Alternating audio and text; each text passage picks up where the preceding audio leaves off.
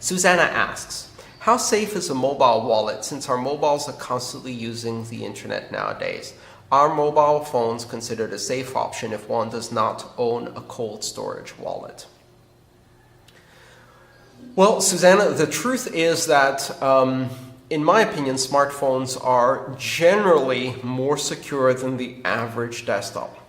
And this is a very, very broad statement. What I'm saying is that the average modern, properly installed and updated mobile phone or smartphone operating system is more secure than the average modern desktop. And the reason for that has a lot to do with the integration between hardware and software, special hardware for security that exists on smartphones, the way updates are delivered, and the difference in the use model. So on your smartphone, on average, most smartphones, you do not have root access. Users do not have root access to the operating system. And yet, most desktops nowadays, users have root access to the operating system, which means that when they access the internet, and they access the internet through a browser, and these very big, complex desktop applications that they install willy-nilly from all over the place, malware can easily get in, and once it gets in, it has administrator access to the operating system and can backdoor the operating system very effectively. So, are mobile phones secure? They're more secure than the average desktop, the average mobile phone, especially recent versions of Android and iOS on modern hardware, and properly updated versions of those operating systems. Now, is it better than a cold storage wallet? No. Hardware wallets are more secure because they have a much, much smaller attack surface. They are special purpose devices designed to do one thing and only one thing, and that is to securely hold seeds. They're not connected to the internet, and they have a very narrow interface through which the operating system can talk to them over USB. That makes them a lot more robust from a security perspective.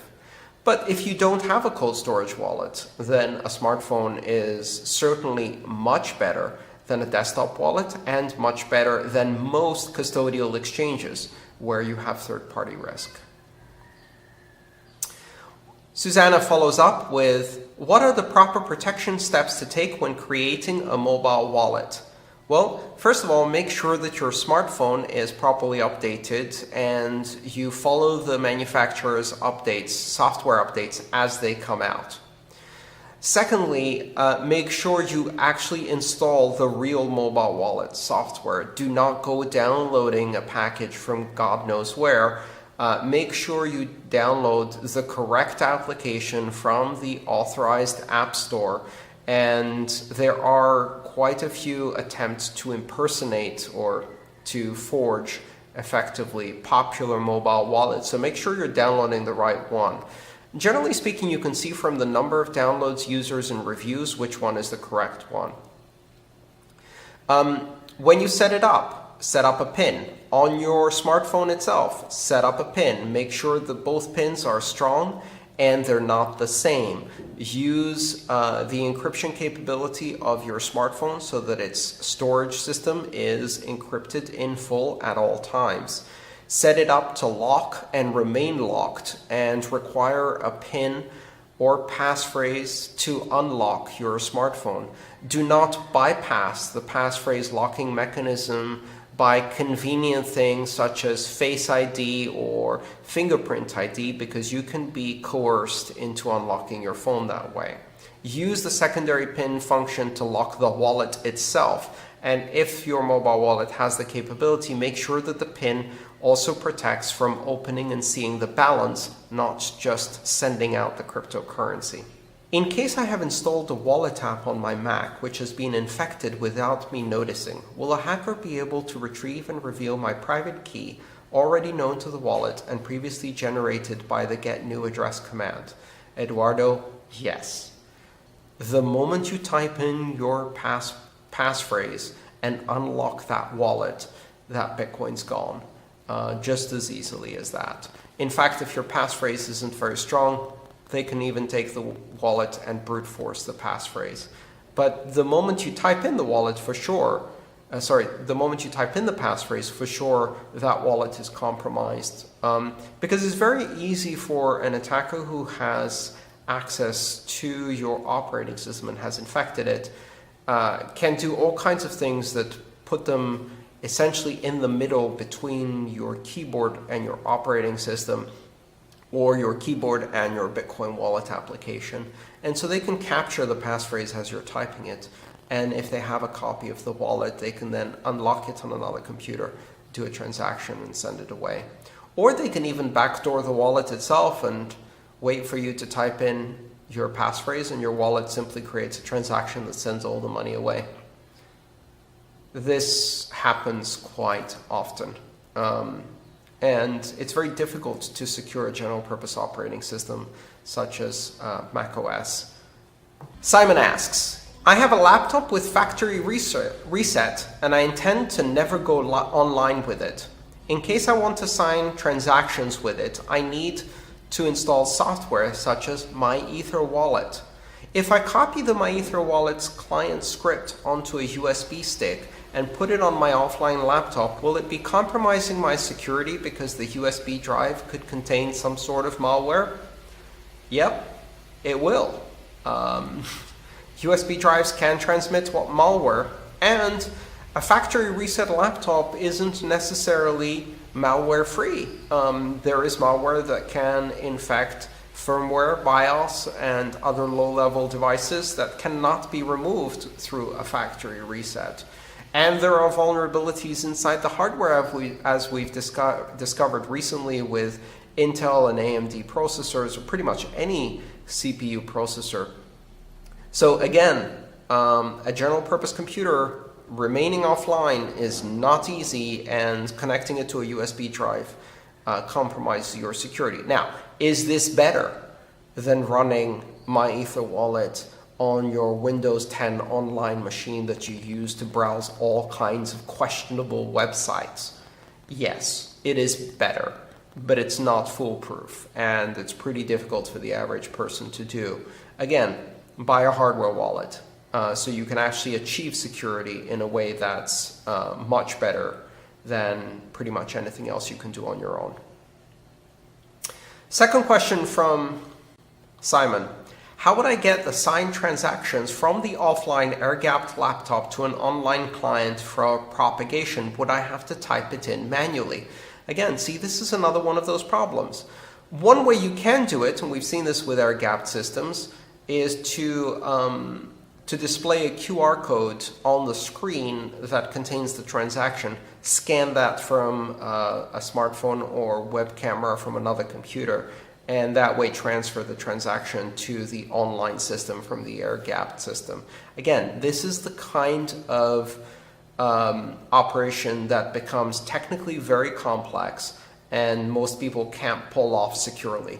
Hardware wallet versus Glacier protocol. Do you think the Glacier protocol is a good alternative to a hardware wallet? Silver says, Glacier protocol is a step-by-step protocol for storing Bitcoin in a highly secure manner, but it has not been widely tested by the global community. Would you recommend similar processes in addition to storing your key on a hardware wallet? I don't recommend that. And the reason I don't recommend that is because while the Glacier protocol is an interesting approach and it's a detailed and step-by-step instruction on how to build what is known as an air-gapped, offline, quarantined, or call it whatever you want, a machine that hasn't touched the internet and never touches the internet. This is the kind of technical document that requires a lot of expertise in command line and operating systems, and it's very easy to do it wrong. And if you do it wrong, then you've exposed yourself to a number of risks, which can then lead to your funds being compromised. I think for the vast majority of users, and what I mean by that is all but maybe a few thousand people who are involved out of the 25 million people who own cryptocurrency, maybe 2,000-3,000 people can actually implement something like Glacier Protocol effectively and securely without messing it up, and actually know what they're doing and do it securely. For the vast majority of people, it's way too complex. And a hardware wallet may not be as secure as a perfectly executed implementation of Glacier is, but maybe it's 95% as secure, and yet it is far, far easier to do and to do effectively. So in security, it really, really matters how usable a security mechanism is. From an operational perspective, whether you can execute the security required, execute it correctly, and operate it. There's a few other considerations as well. One of the critical considerations is how do you ensure that your heirs or dependents can access your funds if something happens to you. And again, the more complex and custom and esoteric the technique you use, the harder it's going to be for anyone to figure out what you did and help your heirs access your funds. So generally speaking, while I think Glacier Protocol is interesting and I can implement Glacier Protocol, in fact, I have built air-gapped computers, and I did build air-gapped computers as a security professional for years back in the 90s. It's hard to build an air-gapped computer correctly. Nowadays, we know that a lot of the hardware that's in your average laptop has a ton of vulnerabilities. And we also know of all kinds of exfiltration techniques that can be used on laptops, including ultrasound and things like that. So to really, really build a properly air-gapped computer, you have to go in there and quite heavily modify the hardware, or at least strip out a lot of devices, including microphones, speakers, infrared receivers, Bluetooth connections, wireless connections, wired connections, glue shut the USB ports and all of that stuff. And if you can do that, maybe you can build an air-gapped computer. For the vast majority of people, that's what a hardware wallet is. And even despite you might hear vulnerabilities being discovered, it's actually quite difficult to exploit those vulnerabilities without physical access to the hardware. And it's still far, far easier for the vast majority of people to implement, and less expensive to implement, a hardware wallet. So I recommend a hardware wallet. If you want to try and play with something like Glacier Protocol, be my guest. At the very least, it's a great learning opportunity. You're going to learn a lot about security, about Unix command line, about playing with hardware and building operating systems securely. Great learning opportunity. But for the vast majority of users, it's not really relevant.